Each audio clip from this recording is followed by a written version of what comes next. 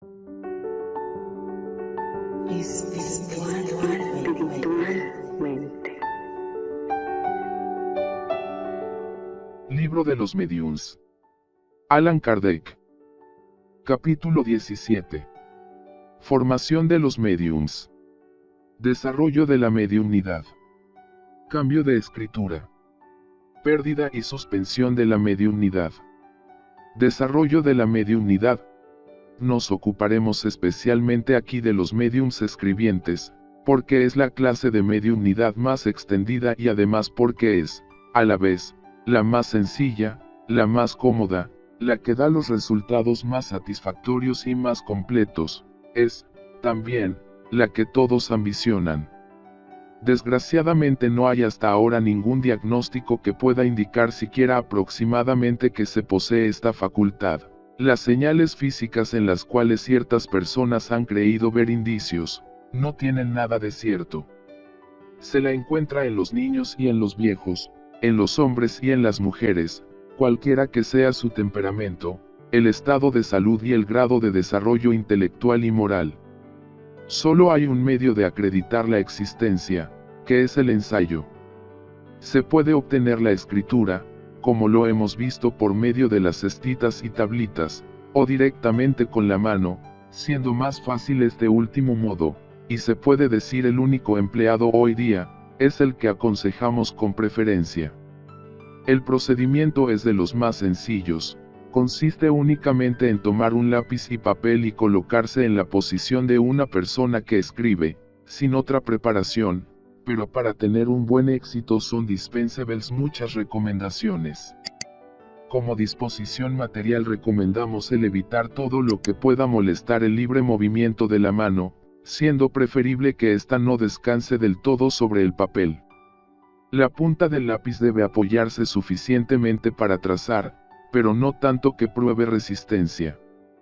Todas estas precauciones vienen a ser inútiles cuando se ha conseguido escribir corrido, porque entonces ningún obstáculo podría detenerla. Estos solo son los preliminares del discípulo. Es indiferente servirse de la pluma o del lápiz, ciertos mediums prefieren la pluma, pero esto solo puede convenir a los que están formados y que escriben pausadamente. Los hay que escriben con tal velocidad que el uso de la pluma sería casi imposible o al menos incómodo. Lo mismo sucede cuando la escritura es salteada e irregular, o cuando se comunican espíritus violentos que golpean con la punta y la rompen destrozando el papel. El deseo natural de todo aspirante a medium es el poderse comunicar con el espíritu de las personas que le son queridas, pero debe moderar su impaciencia, porque la comunicación con un espíritu determinado ofrece muchas veces dificultades materiales que la hacen imposible para el principiante.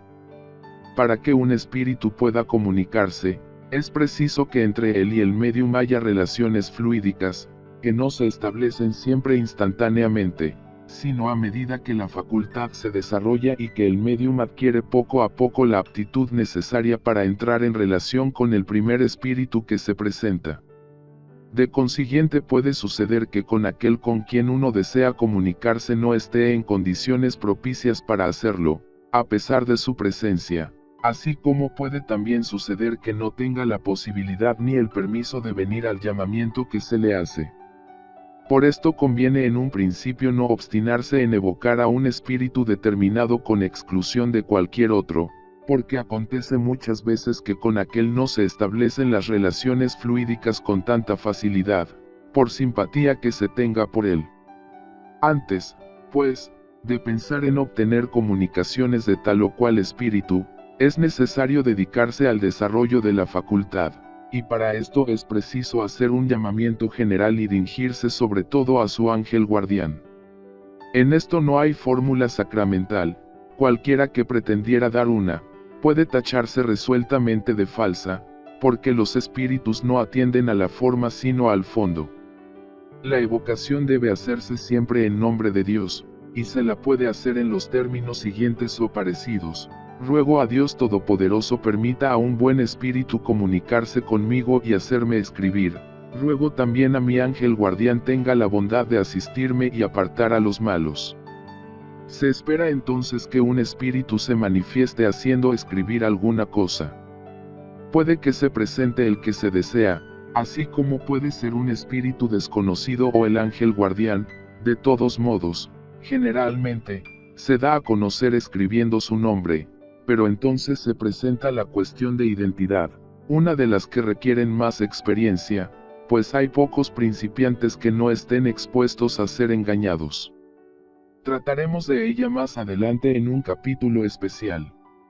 Cuando quieran evocarse espíritus determinados es muy esencial dirigirse primero a los que se sabe que son buenos y simpáticos y que pueden tener un motivo para venir, como son los parientes o amigos.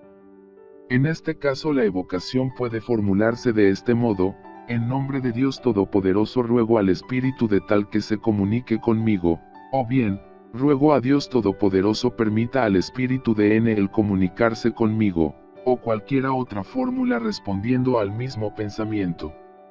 No deja de ser conveniente el que las primeras preguntas se hagan de tal modo que simplemente requieran la respuesta de sí o no, como por ejemplo: ¿estás aquí? ¿Quieres responderme? ¿Puedes hacerme escribir? Etcétera. Más tarde esta precaución viene a ser inútil. En un principio solo se trata de establecer una relación. Lo esencial es que la pregunta no sea frívola, que no tenga relación con cosas de interés privado y, sobre todo, que sea la expresión de un sentimiento benévolo y simpático para el espíritu al cual se dirige. Véase más adelante el capítulo especial sobre las evocaciones. Todavía debe tenerse presente otra cosa más importante que el modo de hacer la evocación, y es la calma y el recogimiento unidos a un deseo ardiente y a una firme voluntad de obtener buen éxito, y no queremos hablar aquí de una voluntad efímera que tiene intervalos, interrumpiéndose a cada minuto por otras preocupaciones, sino la voluntad formal, perseverante, sostenida, sin impaciencia ni deseo febril. La soledad, el silencio y el alejamiento de todo lo que puede causar distracciones favorece el recogimiento.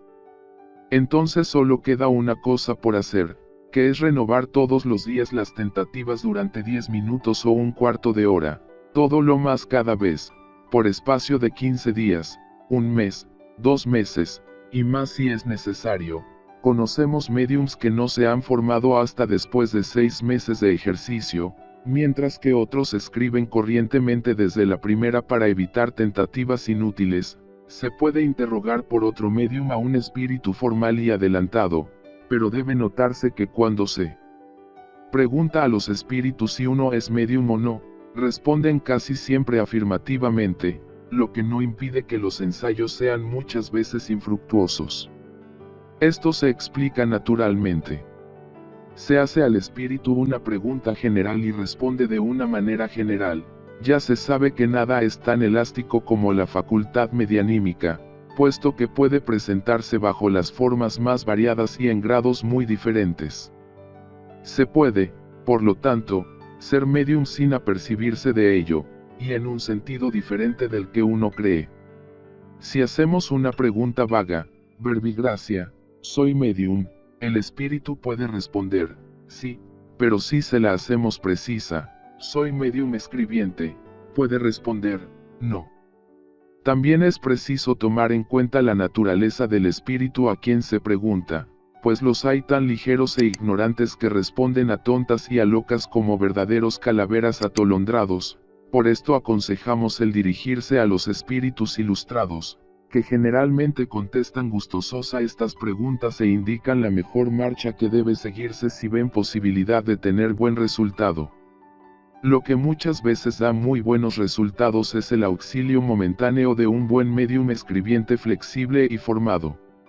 Si éste pone la mano o los dedos sobre la mano que debe escribir, raras veces deja de hacerlo inmediatamente. Se comprende el efecto de esta acción.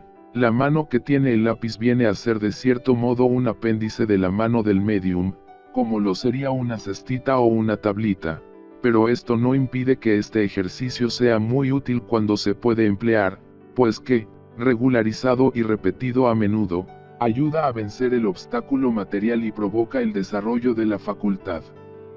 Basta también algunas veces magnetizar fuertemente con la misma intención el brazo y la mano de aquel que quiere escribir. El magnetizador muchas veces se limita a poner la mano sobre la espalda, y nosotros hemos visto escribir prontamente bajo esta influencia. El mismo efecto puede igualmente producirse sin ningún contacto y por el hecho solo de la voluntad.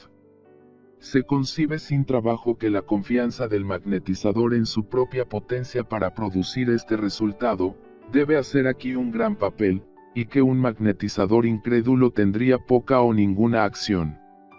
El concurso de un guía experimentado es, también, algunas veces, muy útil para hacer observar al principiante una porción de pequeñas precauciones que desprecia con frecuencia en detrimento de la rapidez de los progresos, sobre todo para ilustrarles sobre la naturaleza de las primeras preguntas y de la manera de hacerlas. Su tarea es la de un profesor que deja de ser necesario cuando el medium es bastante hábil. Otro medio que puede igualmente contribuir poderosamente al desarrollo de la facultad consiste en reunir cierto número de personas, animadas todas del mismo deseo y por la comunidad de intención, simultáneamente, en un silencio absoluto y con un religioso recogimiento, que se ensayen todas a escribir haciendo cada una evocación a su ángel de la guarda o a un espíritu simpático. Una de ellas puede igualmente hacer, sin designación especial y por todos los miembros de la reunión, un llamamiento general a buenos espíritus, diciendo, por ejemplo, en nombre de Dios Todopoderoso, rogamos a los buenos espíritus tengan la bondad de comunicarse con las personas aquí, presentes. Es raro que entre el número no haya alguno que dé luego señales de mediunidad, o que escriba corrido en poco tiempo. Se comprende fácilmente lo que pasa en esta circunstancia. Las personas unidas por comunidad de intención, forman un todo colectivo, cuya potencia y sensibilidad se aumenta por una especie de influencia magnética que ayuda al desarrollo de la facultad. Entre los espíritus atraídos por este concurso de voluntades los hay que hallan en los asistentes el instrumento que les conviene, si no es el uno, es el otro, y se aprovechan. Este medio debe, sobre todo, emplearse en los grupos espiritistas que tienen falta de médiums o que no los tienen en número suficiente. Se han buscado procedimientos para la formación de los médiums, como se han buscado diagnósticos, pero hasta ahora no conocemos otros más eficaces que los que hemos indicado. Persuadidos de que el obstáculo para el desarrollo de la facultad es una resistencia enteramente material, ciertas personas pretenden vencerla por una especie de gimnástica casi dislocante de los brazos y de la cabeza. No queremos describir este procedimiento, que nos viene de la otra parte del Atlántico, no solo porque no tenemos ninguna prueba de su eficacia, sino porque estamos convencidos que puede ofrecer peligro para las complexiones delicadas por la conmoción del sistema nervioso. Si los rudimientos de la facultad no existen, nada podría darlos, ni siquiera la electrización, que se ha empleado con el mismo fin, pero sin resultado. La fe en el medium principiante no es una condición de rigor, secunda, sí, los esfuerzos, sin contradicción, pero no es indispensable, la pureza de intención, el deseo y la buena voluntad bastan. Se han visto personas enteramente incrédulas quedarse del todo admiradas al escribir a su pesar, mientras que creyentes sinceros no lo pueden conseguir, lo que prueba que esta facultad depende de una predisposición orgánica. El primer indicio de una disposición para escribir es una especie de estremecimiento en el brazo y en la mano. Poco a poco la mano es arrastrada por un impulso que no puede dominar.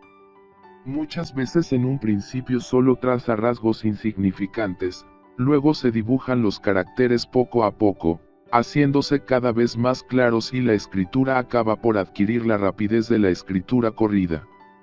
En todos los casos es preciso abandonar la mano a su movimiento natural y no hacer ni resistencia ni propulsión. Ciertos médiums escriben de corrido y con facilidad desde el principio, algunas veces desde la primera sesión, lo que es bastante raro. Otros hacen, durante largo tiempo, rayas y verdaderos ejercicios caligráficos. Los espíritus dicen que esto es para soltarles la mano. Si estos ejercicios se prolongan demasiado o degeneran en signos ridículos, no podría dudarse que se ha introducido un espíritu atrasado o ligero que se divierte, porque los buenos espíritus nunca permiten que se haga nada inútil. En este caso será preciso redoblar el fervor para llamar su asistencia. Si a pesar de esto no hay cambio, es preciso detenerse desde que uno se apercibe que no obtiene nada formal. Cada día puede repetirse la tentativa, pero conviene cesar a las primeras señales equívocas para no dar esta satisfacción a los espíritus burlones.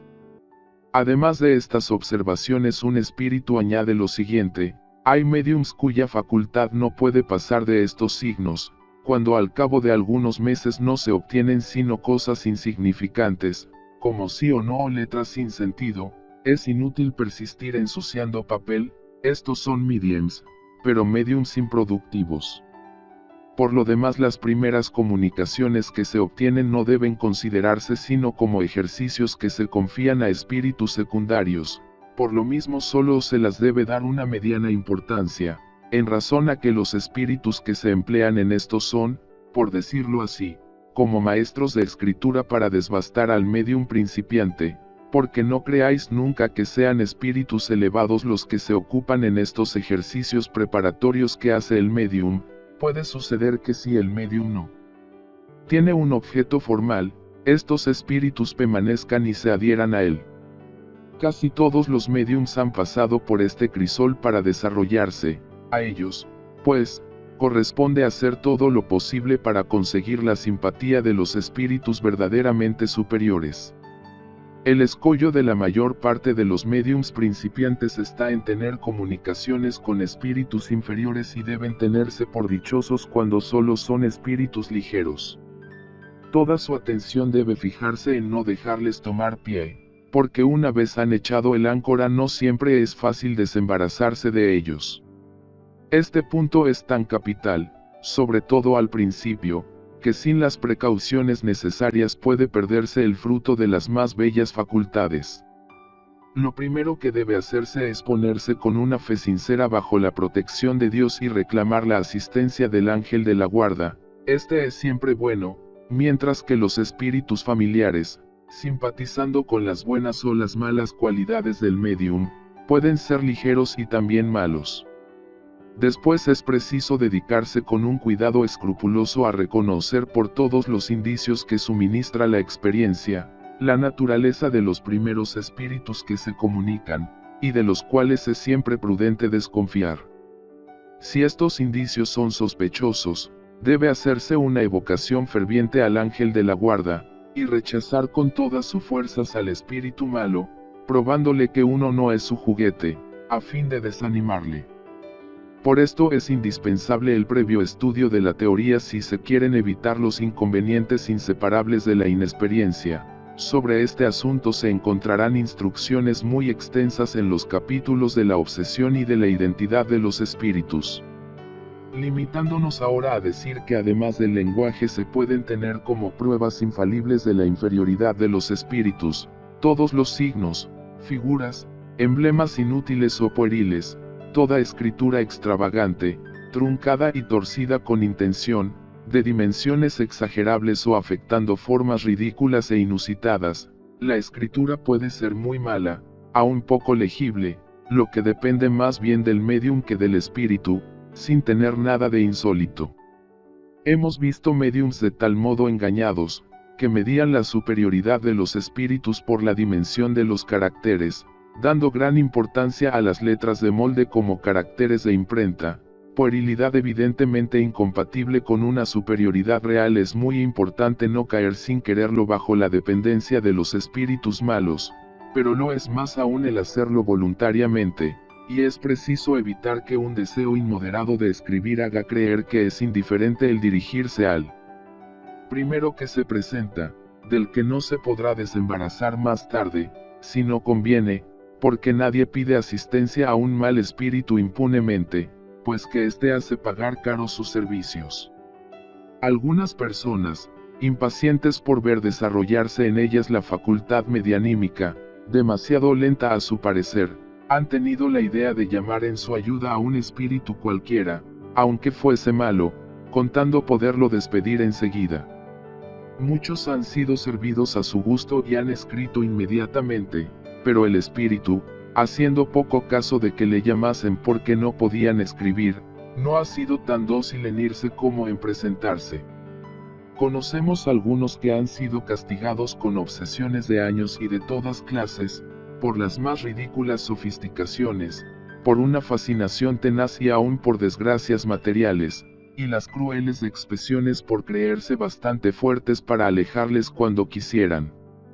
El espíritu se muestra, desde luego, abiertamente malvado, después hipócrita a fin de hacer creer o en su conversión o en la pretendida potencia de subyugado, para echarle a su voluntad. La escritura es algunas veces muy legible, las palabras y las letras perfectamente destacadas, pero con ciertos médiums es difícil descifrarlo por otro que no sea el mismo que escribe.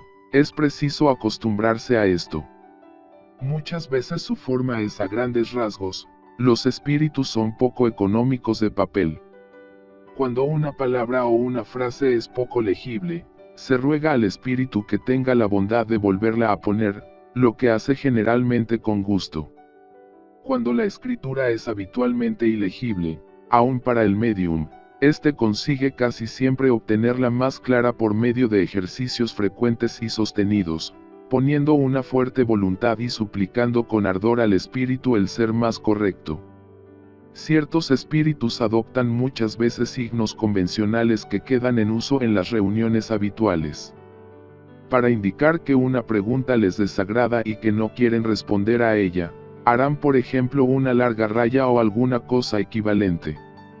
Cuando el espíritu ha concluido lo que tenía que decir o que no quiere responder más, la mano queda inmóvil, y el medium, cualquiera que sea su potencia y su voluntad, no puede obtener una palabra más. Al contrario, hasta que el espíritu haya acabado, marcha el lápiz, sin que sea posible a la mano detenerse.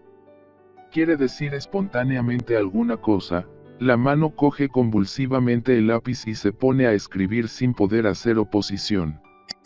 Por otra parte, el medium siente casi siempre en él alguna cosa que le indica si solo hay suspensión o si el espíritu ha terminado. Es raro que no sienta cuando éste se ha marchado. Tales son las explicaciones más esenciales que tenemos que dar tocante al desarrollo de la psicografía. La experiencia hará conocer, en la práctica, ciertos detalles que sería inútil el referir aquí, y para los cuales se guiará según los principios generales. Si muchos los ensayan, encontraremos más mediums de lo que creen. Todo lo que acabamos de decir se aplica a la escritura mecánica. Esta es aquella que todos los mediums quieren obtener con razón, pero el mecanismo puro es muy raro y se mezcla en él muy a menudo más o menos intuición. Teniendo el medium la conciencia de lo que escribe, naturalmente, se inclina a dudar de su facultad. No sabe si esto viene de él o de un espíritu extraño. No debe inquietarse por ningún concepto y sí continuar en su obra, que se observe a sí mismo con cuidado, y reconocerá fácilmente en lo que escribe una porción de cosas que no estaban en su pensamiento, y aunque son contrarias a su opinión, prueba evidente que no vienen de él. Que continúe, pues, y la duda se disipará con la experiencia. Si no le es permitido al medium el ser exclusivamente mecánico, todos los ensayos para obtener este resultado serán infructuosos, y sin embargo haría mal en creerse desheredado por esto. Si solo está dotado de la mediumnidad intuitiva, es preciso que se contente con ella y no dejará de prestarle grandes servicios si sabe aprovecharla y no rechazarla. Si después de inútiles ensayos continuados durante algún tiempo no se produce ningún indicio de movimiento involuntario, o si estos movimientos son demasiado débiles para dar resultados, no debe vacilar en escribir el primer pensamiento que le sugiere, sin cuidarse si viene de él o de un origen extraño. La experiencia le enseñará a distinguirlo. Sucede también algunas veces que el movimiento mecánico se desarrolla ulteriormente. Hemos dicho más arriba que hay casos en que es indiferente el saber si el pensamiento viene del medium o de un espíritu extraño, sobre todo cuando un medium puramente intuitivo o inspirado hace un trabajo de imaginación por sí mismo. Poco importa que se atribuya un pensamiento que le fuera sugerido, si las ideas son buenas, que dé gracias por ello a su buen genio y le serán sugeridas otras. Tal es la inspiración de los poetas, de los filósofos y de los sabios. Supongamos que la facultad medianímica esté completamente desarrollada, que el medium escriba con facilidad y que sea, en una palabra, lo que se llama un medium hecho. Le sería muy perjudicial si se creyera dispensado de adquirir otras instrucciones. Solo ha vencido la resistencia material, pero entonces es cuando empiezan para él las verdaderas dificultades y cuando más necesita los conjos de la prudencia y de la experiencia si no quiere caer en los 1000 lazos que se le preparan. Si quiere levantar demasiado el vuelo con sus propias alas, no tardará en ser el juguete de los espíritus mentirosos que procurarán explotar su presunción. Una vez desarrollada la facultad en el medium, es esencial que no haga de ella un abuso. La satisfacción que procura a ciertos principiantes excita en ellos un entusiasmo que es importante moderar. Deben pensar que se les ha dado para el bien y no para satisfacer una vana curiosidad. Por esto es útil servirse de ella en los momentos oportunos y no a cada instante. Como los espíritus no están constantemente a sus órdenes, corren el riesgo de ser chasqueados por mistificadores. A este objeto es conveniente adoptar días y horas determinadas, porque de este modo hay mejores disposiciones y más recogimiento, y los espíritus que quieran presentarse están prevenidos y se disponen en consecuencia. Si a pesar de todas las tentativas no se revela la mediunidad de ningún modo, será menester renunciar a ella, como se renuncia a cantar cuando no se tiene voz. El que solo sabe una lengua se sirve de un traductor, debe, pues, hacer lo mismo, es decir, recurrir a otro medium. Nadie debe creerse privado de la asistencia de los espíritus por falta de medium. La mediunidad es para ellos un medio de exprimirse, y no un medio exclusivo de atracción. Los que no tienen afecto están al lado nuestro, seamos o no mediums. Un padre no abandonará a su hijo porque sea sordo y ciego y no puede verle ni oírle. Le rodea con solicitud como lo hacen los buenos espíritus con nosotros. Si no pueden transmitirnos materialmente su pensamiento, nos ayudan por medio de la inspiración. Cambio de escritura. El cambio de escritura, según los espíritus que se comunican, es un fenómeno muy común entre los médiums escribientes. Lo más notable es que la misma escritura se reproduce constantemente con el mismo espíritu, y a veces es idéntica a la que tenía cuando vivía. Veremos más adelante las consecuencias que de esto se pueden deducir en cuanto a la identidad. El cambio de escritura no tiene lugar sino en los médiums mecánicos o semimecánicos, porque en ellos el movimiento de la mano es involuntario y dirigido por el espíritu. No sucede lo mismo con los médiums puramente intuitivos, atendido que en este caso el espíritu obra únicamente sobre el pensamiento y la mano es dirigida por la voluntad como en las circunstancias ordinarias. Pero la uniformidad de la escritura, aun en un medium mecánico, no prueba absolutamente nada contra su facultad, no. Siendo el cambio una condición absoluta en la manifestación de los espíritus, corresponde a una aptitud especial, de la que los médiums más mecánicos no siempre están dotados. Nosotros designamos a los que tienen esta aptitud con el nombre de médiums polígrafos. Pérdida y suspensión de la mediunidad. La facultad medianímica está sujeta a intermitencias y a suspensiones momentáneas, ya sea para las manifestaciones físicas, ya sea para la escritura. He aquí las contestaciones de los espíritus dadas a algunas preguntas hechas con este objeto. 1. Los médiums pueden perder su facultad. Esto sucede a menudo, cualquiera que sea el género de esta facultad, pero muchas veces solo es una interrupción momentánea que cesa con la causa que ha producido. 2. La causa de la pérdida de la mediunidad está en la extinción del fluido. Cualquiera que sea la facultad del medium, nada puede hacer sin el concurso simpático de los espíritus. Cuando ya no se recibe nada, no es porque le falte siempre la facultad, Muchas veces los espíritus son los que no quieren o no pueden servirse de él. 3. ¿Qué causa puede provocar en un médium el abandono de los espíritus? El uso que hace de su facultad es la más poderosa para los buenos espíritus.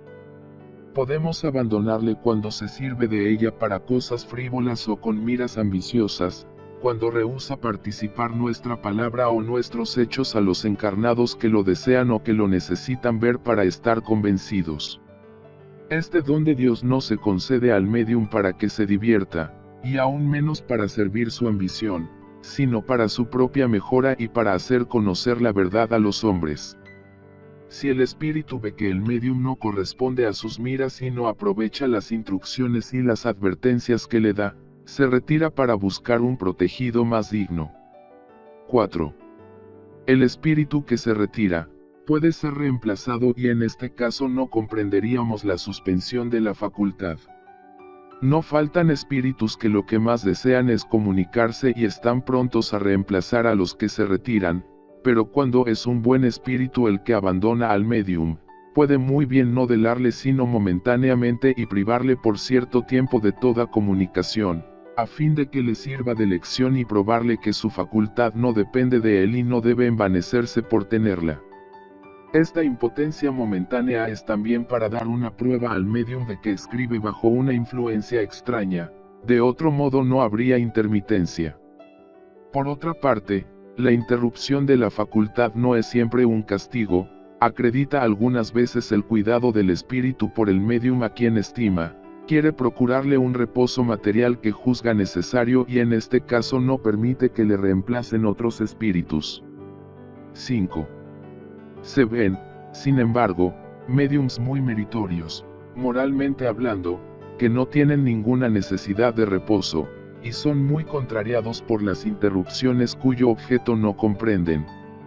Esto es con el fin de poner su paciencia a prueba y juzgar de su perseverancia. Por lo mismo los espíritus no señalan en general ningún término a esta suspensión, quieren ver si el médium se impacientará.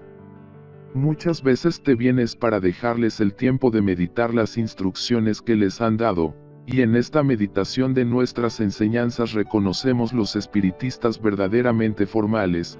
No podemos dar este nombre a aquellos que en realidad solo son aficionados a comunicaciones. 6. En este caso es preciso que el médium continúe sus tentativas para escribir. Si el espíritu lo aconseja, si le dice que se abstenga, debe hacerlo. 7. Y habría un medio de abreviar esta prueba: la resignación y la oración. Por lo demás, basta hacer cada día una tentativa de algunos minutos, porque sería inútil perder el tiempo ensayando infructuosamente. La tentativa no tiene otro objeto que el de asegurarse si la facultad se ha recobrado. 8. La suspensión supone el alejamiento de los espíritus que tienen la costumbre de comunicarse. Nada de eso, el médium está entonces en la posición de una persona que perdiera momentáneamente la vista, y por eso no dejaría de estar rodeada de sus amigos, aun cuando no los viese. El médium, pues, puede y aún debe continuar conversando con el pensamiento con sus espíritus familiares, y estar persuadido que se le oye. Si la falta de la mediumnidad puede privar las comunicaciones materiales con ciertos espíritus, no puede privar las comunicaciones morales. 9. Así es que la interrupción de la facultad medianímica no implica siempre una censura de parte de los espíritus. Sin duda que no, puesto que puede ser una prueba de benevolencia. 10. ¿Cómo podríamos conocer que esta interrupción sea causada por una censura? Que consulte el médium su conciencia y ve el uso que ha hecho de su facultad, el bien que de ella ha resultado para los otros, el provecho que ha sacado de los consejos que se le han dado, y tendrá la respuesta. 11. El médium que no puede escribir, tampoco puede valerse de otro médium. Eso depende de la causa de la interrupción. Muchas veces solo tiene por motivo el dejaros algún tiempo sin comunicaciones, después de haberos dado consejos, a fin de que no os acostumbréis a hacer nada sin nosotros, En este caso tampoco le servirá el valerse de otro medium. Esto tiene también por objeto el probaros que los espíritus son libres y no depende de vosotros el gobernarlos a vuestro gusto. Por igual razón los que no son mediums no siempre tienen todas las comunicaciones que desean. Observación.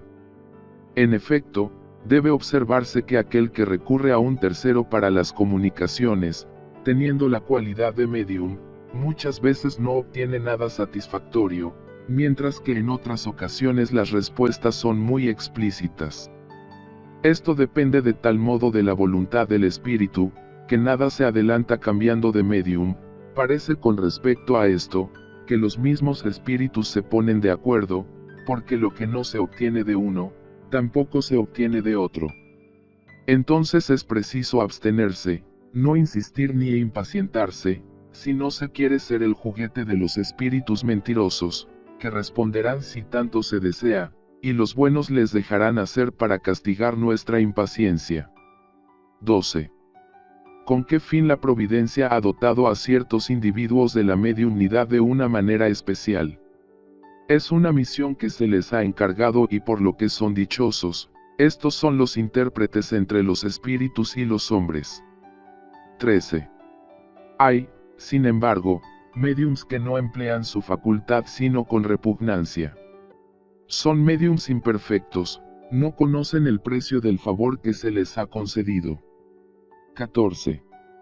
Si es una misión, porque no es el privilegio de los hombres de bien y no que se dé esta facultad a personas que no merecen ninguna estimación y que pueden abusar de ella.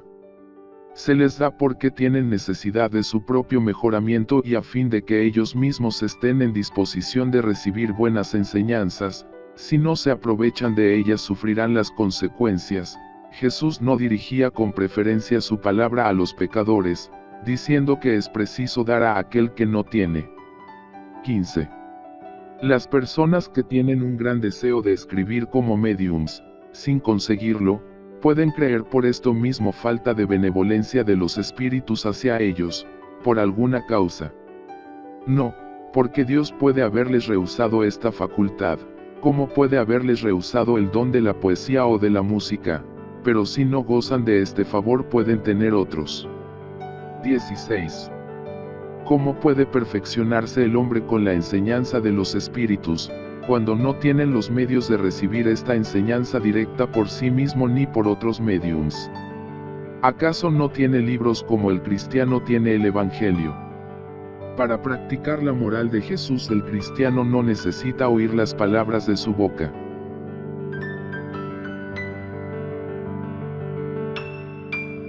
Is